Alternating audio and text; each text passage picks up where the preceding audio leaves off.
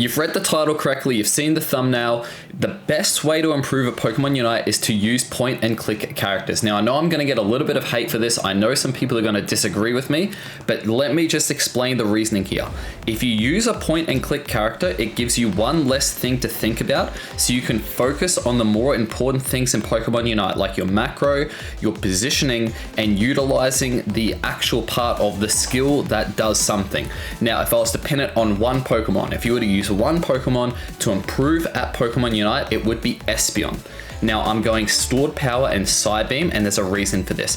You don't have to aim your Stored Power. So have a look at what I've done there. Stored Power will slow down the enemy. I just used my Stored Power there so that my Lapras could get away. They can't chase him down because I'm slowing their movement speed, right? This is important stuff. While I'm playing this Espeon, I'm thinking about the macro decisions in this game. So of course there's farm, right? Secure farm. This should be second nature.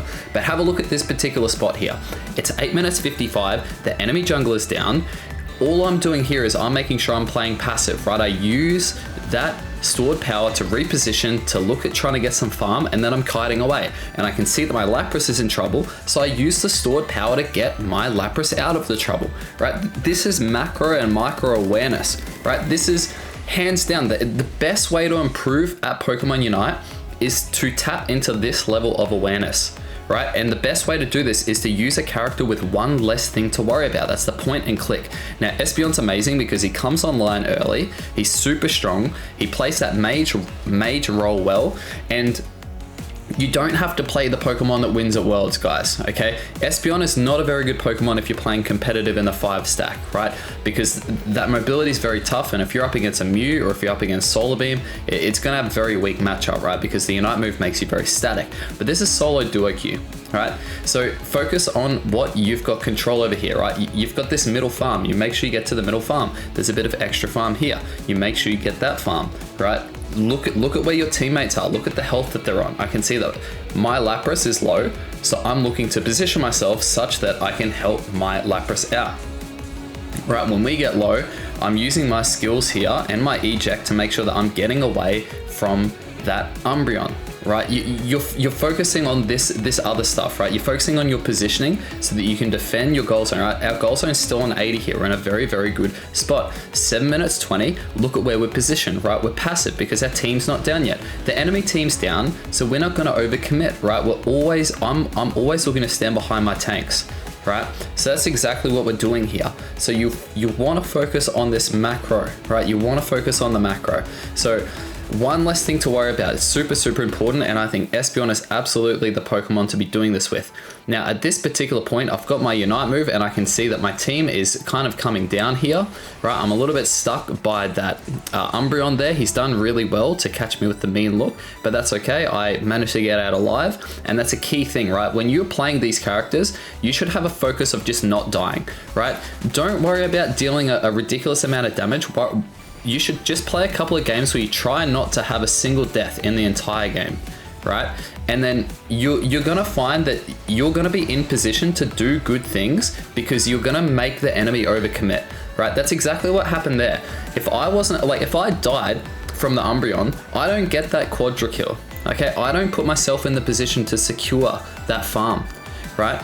Now, again, macro awareness. Have a look at what my Lapras is doing. He's looking to score in that bottom lane. So I go up and I help him do that, right? We're looking to suffocate the enemy farm, right? So at this point, we've broken their bottom tier 1. We can rotate up to their to the objective, right up there. But in the meantime, we're looking to just suffocate their farm, and I'm making sure I'm sticking with my team, right? I'm in a very, very tough position here. I can see I almost get caught out by the enemy team there, and they're absolutely looking for me. So there's a skill here, right? I know that he's looking for me in that bush.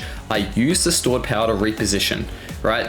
And then here, honestly, I think I just get a little bit lucky against this Umbreon, but I use that stored power to maneuver away from the opponent. And honestly, I just think he missed his skill so that he couldn't get this, the secure of the kill on me, right? Super, super lucky. But again, most importantly, I didn't die, so I'm not giving back that experience. We're in a very, very good spot, right? We're at this 5 minute mark, so that generally means it's going to be a lot harder for our team to score on their tier 2. But if you have a look at the score, because we played the early game really well, we've already got a lead of like 250 odd points.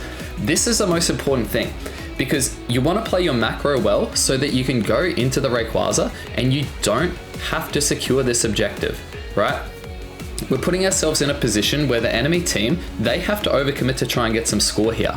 So we picked up 2 kills because their team's getting desperate. They're like, we're very, very behind. We need to get some score. And so the macro decision there is just make sure that you're kiting back, you're playing defensive, and then they overcommit. We've got this objective here, right? Now I'm gonna hear some people say, oh, well, you're versing noobs, you're versing people who suck.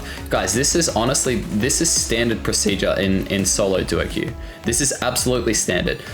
People always say they've got bad teammates. Generally, there's equally bad teammates on the enemy team and on your team, right? What you can do is you can maximize your decision making to help put your team in the best position. Now, this particular point, it's the first time I die, right? I get caught out by the avalanche. I tried to re-engage, I shouldn't have re-engaged, right? Now, if you pause there and rewind, have a look at the level difference between my team and the enemy team. The enemy team has accumulated 49, my team has accumulated 55. After the enemy gets the kills on us, our team still got the 55, but their team has gone up 3 levels just because we tried to get some additional score. Honestly, this is a very, very poor macro gameplay from me. I should have backed out. I shouldn't have played so risky, because what I've done there is I've given the enemy team a snippet of hope. The Venusaur is now scoring 50 in our bottom goal, so they're closing that score gap. That's a very, very bad play on my end. That's why you don't want to die, right? Because look at how much value the enemy got from that. Their team got a 3 level, they closed the gap by 3 levels. Okay, we want to go into this Ray with the experience lead. So we want to go in with the level lead, but we also want to go in with the score lead. They close both on us with the 1 misplay that I made. So it's a very, very bad call. You absolutely want to avoid doing what I've done. Now, in preparation to your Ray fight here, right? Have a look at this objective. Our team's in position. Our Lapras is being a pest. He actually puts 40 in their goal, which is ridiculous that he got away with that, right? And he's honestly, he almost got out of that, right? There's absolutely ridiculous gameplay there, right? At this point, we're just looking to bait some Unite moves from the enemy. We've baited out the Mimikyu one, and honestly, we're just looking for the enemy to overcommit, right? Their Ninetales is picking up some KOs. Our Decidueye is picking up some KOs. Honestly, this is probably a positive trade for the enemy team because they're gaining more levels than we are with this particular fight. So just be mindful of this when you're ahead, right? At this Ray fight, look to hit your power spikes. Don't give the enemy team a chance to get their power spikes, because have a look at the team's levels difference now, keeping in mind that our team had a 6 level difference at one point in the game. Now, when you are playing this Rayquaza fight, we've got both of our top and bottom goals, so you want to be playing with your team. If you're playing this point and click roll, generally that is a mage. You are looking to, now again, big misplay for me there. I'm trying to get that blue buff, but I've just popped my passive because it touched me. So that's honestly really, really bad play from me, right? What I want to be doing here is I want to be sticking with my team. That's the most important thing. Have a look at the enemy team Lapras, right? They're looking to try and pick off our backline. The most important thing myself and the Decidueye can do is stick together and damage him, right? Because if he singles one of us out there, he's probably going to win that engage. So stick with your team and stay towards the backline, right? As you can see, we started to get some momentum. We started to get some kills. I've ejected in with my Unite move, and I look to score on the bottom pad, but I see that their Umbreon's respawned. All our team needs to do is buy time, right? We've put ourselves in the lead by making such good macro decisions throughout the game. We've still got a score lead of like 200. Now, obviously, we don't know this when we're in the game, but we know that we've got a pretty comfortable lead. So all we need to do is buy time. Have a look at this fight down here. There's no reason I want to follow up and engage in that fight further. I could get some more damage numbers, but that gives the enemy team a chance to get back into the game. The Mimikyu dives on me there. The very first thing I do is just dive towards my team, right? I don't try and fight them.